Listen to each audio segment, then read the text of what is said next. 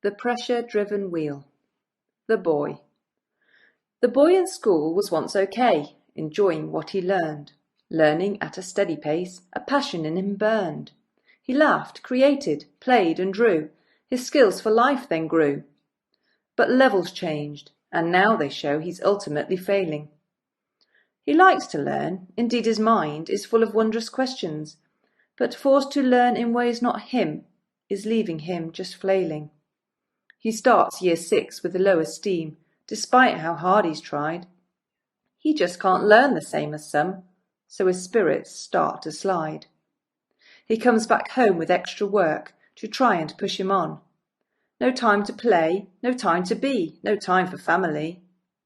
He can't relax as the pressure's on, the SATs are getting nearer. But the more he stresses, fears increase, and so too does his anger. He takes it out on those at home, kicks out at those he loves. He wants his mum to take his stress and make him feel better, but mum's also stressed and shouts at him, "You'll have to try much harder." The mum. The pressure's on for mum as well. She has to work all day. She can't stay home, just be a mum, as the bills she has to pay. She used to have a husband, but they argued from the start about money and priorities, and anyway, there are more benefits in living apart. She's tired from extra hours, and then when she comes home, there's still the housework and meals to make, then paperwork to manage. She's tired and drained, she's on her own, but she has to find some strength to help her son who's crying, offloading all at length. It seems she's now to teach her child, else he's going to fail, they say. But the work seems so much harder now than way back in her day. Why does it have to be like this, academia the only way? What happened to individuality and learning a different way? She's angry at the teachers for making him so sad, so she gets his parents talking about how the school is bad. The teacher.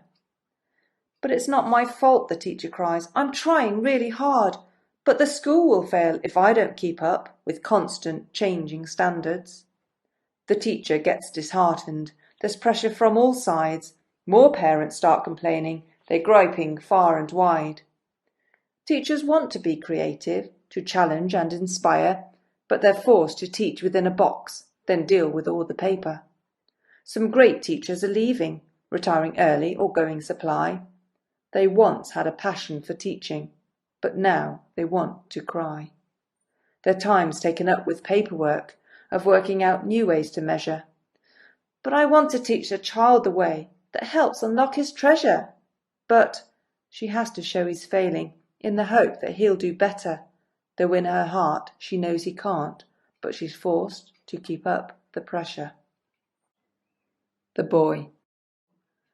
But as pressure increases, so too do his fears. Anxiety's growing bigger. I'll never amount to anything, Mum. I'm a failure, so why even bother? He looks within to what's gone wrong, and there begins the wheel of thoughts and voices in his head confirming what he feels. He becomes withdrawn and then depressed. His spirit crushes more. What is next? I can't go on, as he sinks down to the floor. The mum. Her heart is tearing, she feels his pain. She's not sure what to do. She tries to ask for psych support, but there's not much they can offer.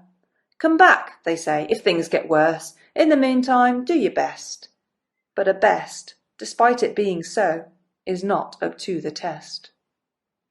The boy. It's all too much for that little boy, a mass of imploding emotion. What to do with these feelings he just hasn't got a notion.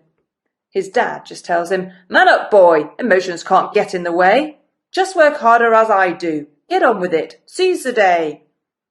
But he can't turn off his feelings. He's a boy who feels a lot. In days gone by he'd be valued for that, but now feelings don't matter a jot. He wants to run, he wants to hide, but there's pressure all around. "Do your homework now, your homework, boy," the only piercing sound. He tries to shut off his feelings, pretend that he's okay, but the feelings are there and he needs to feel, so he finds another way. The mum. Her boy has marks all up his arms. She knows not what to do. Ignore it, it's just a tension. But she knows that isn't true. Professional help is needed as she sees it's getting worse. He's skipping school and missing meals. His attitude is terse. The boy. He starts to live within make-believe, as in reality he can't survive.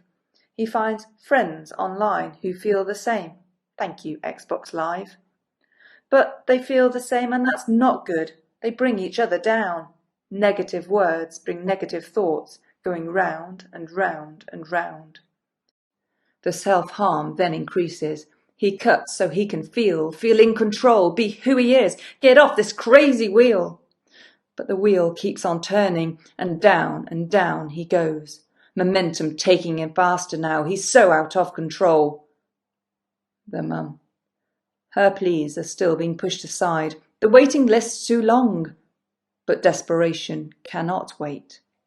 And now it is too late.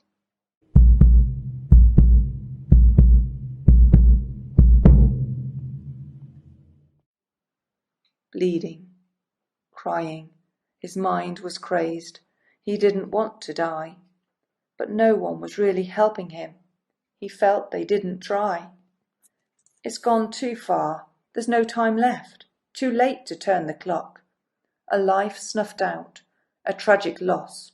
And now we must ask, why? Why did it ever get this far, with such a price to pay?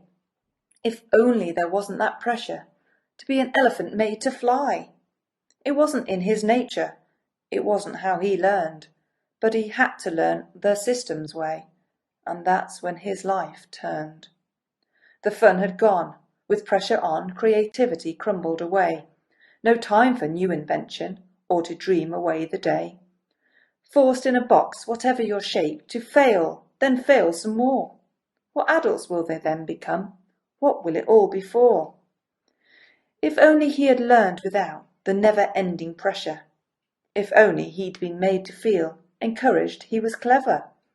He mightn't then have needed help. He would have felt much happier. And self-belief and self-esteem would have taken him much higher. If stress was low and praise was strong, and the teachers had the time, perhaps he wouldn't have sunk so low, would never have become a cutter. Or perhaps if CAMS weren't overrun with kids who feel the same, they'd have stopped the wheel, helped him get off, prevention being the aim. Money saved by putting off in the hope they'll just get better only leads to higher costs as their problems get much deeper. Ease up the pressure, release the box that holds these children back. Leave time to laugh and play and run for family and fun. Let kids be kids, build up, not down, give them space to learn their way. With stress reduced, their health improves and they feel they have a say. Then teachers love to teach again without the added pressure. Health resources start to cope, their job becomes a pleasure. Mental health starts to improve right across the board as people and relationships matter, not what they can afford. People being positive is suddenly in the news and the country as a whole is healed from the overtaking blues. So hear my plea, step back, look up, show the people that you feel enough to stop this crazy, mad and pressure-driven wheel.